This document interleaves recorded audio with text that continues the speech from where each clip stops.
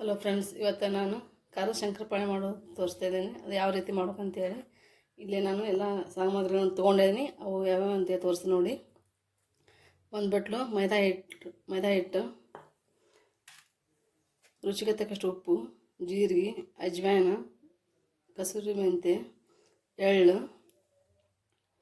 ಒಂದು 2 ಚಮಚ ಎಣ್ಣೆ. ಇದು ಯಾವ ರೀತಿ ಮಾಡೋದು ಅಂತೇಳಿ ತೋರಿಸ್ಕೊಡ್ತೀನಿ ನೋಡಿರಿ.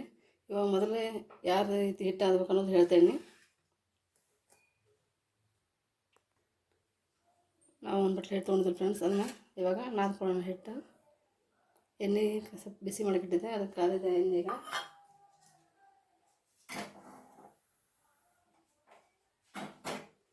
ಬಿಸಿ ಇರುವಾಗ ಹಾಕ್ಬೇಕು ಎಣ್ಣೆ.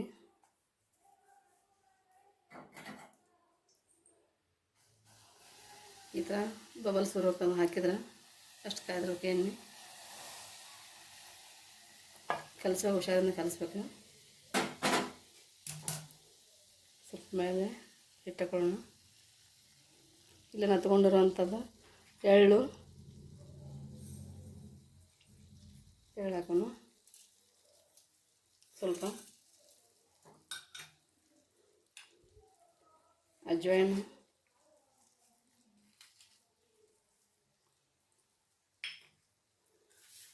ಕಸೂರಿ ಮೆಂತ್ಯ ಸ್ವಲ್ಪ ಕೈಲೇ ಪುಡಿ ಮಾಡ್ಕೊಳ್ಳಿ. ಸ್ವಲ್ಪ ಗರಿಗರಿಯಾಗನೇ ಇರಲಿ, ಅತಿ ಪುಡಿ ಮಾಡಬೇಡ್ರಿ.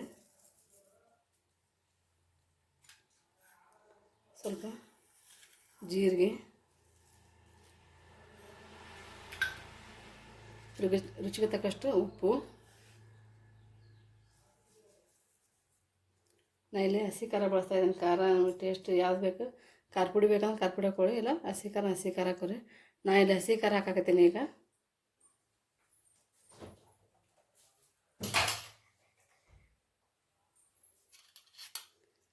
ನಿಮ್ಮ ಟೇಸ್ಟ್ ನೋಡಿ, ಹೆಂಗೆ ಖಾರದ ಇಷ್ಟ ಇರುತ್ತೆ ಆ ಥರ ಹಾಕೊಳ್ಳಿ.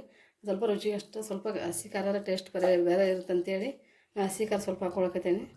ಈಗ ಎಲ್ಲ ಸೇರಿಸಿ ಮಿಕ್ಸ್ ಮಾಡ್ಕೊಳ್ಳಿ.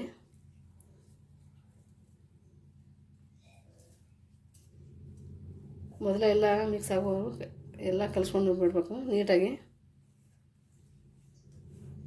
ಎಣ್ಣೆ ಎಲ್ಲ ಕಡೆ ಸ್ಪ್ರೆಡ್ ಇದಾಗಿರ್ಬೇಕು, ಹಿಟ್ಟಿನೊಳಗೆ ಮಿಶ್ರಣ ಆಗಿರ್ಬೇಕು.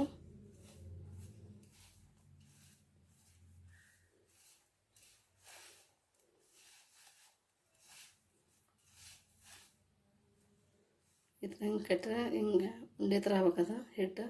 ಮೊದಲೇ ಎಲ್ಲ ಕಡೆನೂ ಕಲಿಸ್ಬಿಡ್ಬೇಕು. ಹಿಟ್ಟು ಒಣ ಹಿಟ್ಟಿರುವಾಗನ ಕಲಿಸ್ಬೇಕು. ಆಮೇಲೆ ಸ್ವಲ್ಪ ಸ್ವಲ್ಪ ನೀರು ಹಾಕ್ಕೊಂಡು ಚಪಾತಿ ಹಿಟ್ಟಿನ ಬರೋ ಅದಕ್ಕೆ ಹಿಟ್ಟು ನಾದ್ಕೋಬೇಕು.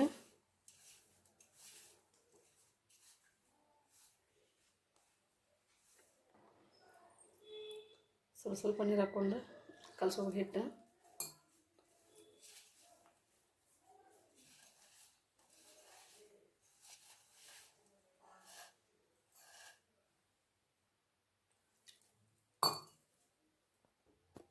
ಹಲೋ ಫ್ರೆಂಡ್ಸ್, ಈ ಥರ ಚಪಾತಿ ಹಿಟ್ಟಿಂದ ಅದಕ್ಕೆ ಗಟ್ಟಿ ಕಲಿಸ್ಬೇಕು. ಆದಷ್ಟು ಮೆತ್ತಗೆ ಮಾಡ್ಕೋಬೇಡ್ರಿ, ಗಟ್ಟಿ ಇರ್ಬೇಕು ಹಿಟ್ಟು. ಇನ್ನೊಂದು 10 ನಿಮಿಷ ನೆನೆಬೇಕು ಹಿಟ್ಟು. ನೆನೆದ ಮೇಲೆ ಯಾವ ರೀತಿ ಮಾಡೋದು ಅಂತೇಳಿ ನೋಡೋಣ. ಒಂದು 10 ನಿಮಿಷ ಹಿಟ್ಟು ನೆನೆಗೆ ಬಿಡೋಣ. ನೋಡಿ ಫ್ರೆಂಡ್ಸ್, ಇವಾಗ 15 ನಿಮಿಷ ನೆನೆ ಇಟ್ಟಿದ್ದು ಹಿಟ್ಟು. ಇವಾಗ ಮತ್ತೊಮ್ಮೆ ಮಿದ್ಕೊಂಡು ಹಿಟ್ಟು ಚೆನ್ನಾಗಿ ಕಲಿಸ್ಕೊಂಡು ಎಲ್ಲ ಕಡೆ ನೀಟಾಗಿ ಲಡ್ಸಿ ಯಾವ ರೀತಿ ಲಡ್ಸೋದು ಅಂತೇಳಿ ನೋಡೋಣ. ಈಗ ಸಣ್ಣ ಉಳ್ಳಿ ಮಾಡಿಕೊಂಡು ತೊಗೊಳ್ಳೋಣ. ಇಷ್ಟೊಂದು ಉಳ್ಳಿ ಹಿಟ್ಟು ತೊಗೊಂಡು ಲಟ್ಟಿಸ್ಕೊಂಡು ತೆಳ್ಳಗೆ. ನೋಡಿ ಫ್ರೆಂಡ್ಸ್, ಇವಾಗ ಒಂದು ಉಳ್ಳಿ ಹಿಟ್ಟು ತೊಗೊಂಡಿಲ್ಲ, ಅದನ್ನ ಲಟ್ಟಿಸ್ಕೊಳ್ಳೋಣ ತೆಳ್ಳಗೆ. ಇದಕ್ಕೆ ಎಣ್ಣೆ ಅಥವಾ ಹಿಟ್ಟು ಹಚ್ಚೋದು ಬೇಡ, ಯಾಕಂದ್ರೆ ಇಲ್ಲೆಲ್ಲ ಮೊದಲಕ್ಕೆ ಎಣ್ಣೆ ಹಾಕಿ ನಾವು ಹಿಟ್ಟು ಹಾಕ್ಕೊಂಡಿದ್ದೀವಿ. ಅದಕ್ಕೆ ಇವಾಗ ತೆಳ್ಳಗೆ ಲಟ್ಟಿಸ್ಕೊಳ್ಳೋಣ. ಚಪಾತಿ ಇರ್ತಲ್ಲ,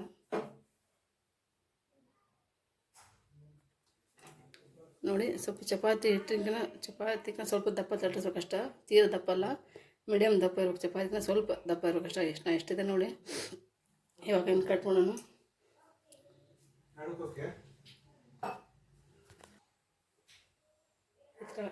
ಕ್ರಾಸ್ ಮೇಲೆ ಕಟ್ ಮಾಡ್ಕೊಳ್ಳಿ. ಕಟ್ ಮಾಡಿರೋಂಥವು ಸೈಡ್ ಪ್ಲೇಟ್ನ ಹಾಕ್ಕೊಳಕತ್ತೀನಿ ನಾನು. ಹಂಗೆ ಅದನ್ನೆಲ್ಲ ಎಣ್ಣೆ ಒಳಗೆ ಹಾಕೋಕೆ ಈಸಿ ಆಕೈತೆ ಅಂತೇಳಿ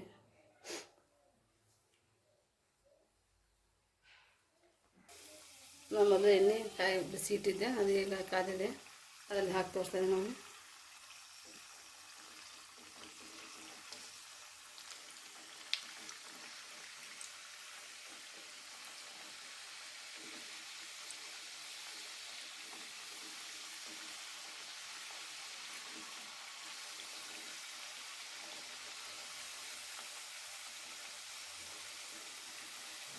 ಸಣ್ಣ ಉರಿಯಲ್ಲಿ ಕರಿಬೇಕು ಇವನು.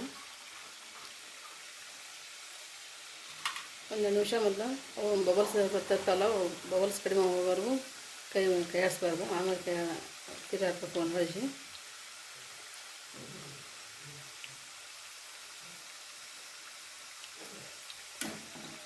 ನೋಡಿ ಹೊಳಸಿ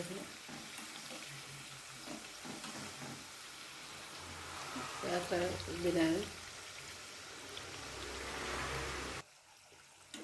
ನೋಡಿ ಫ್ರೆಂಡ್ಸ್. ಈ ಥರ ಬ್ರೌನ್ ಕಲರ್ ಬರೋವರೆಗೂ ಕರಿಬೇಕು ಸಣ್ಣ ಉರಿಯಲ್ಲಿ.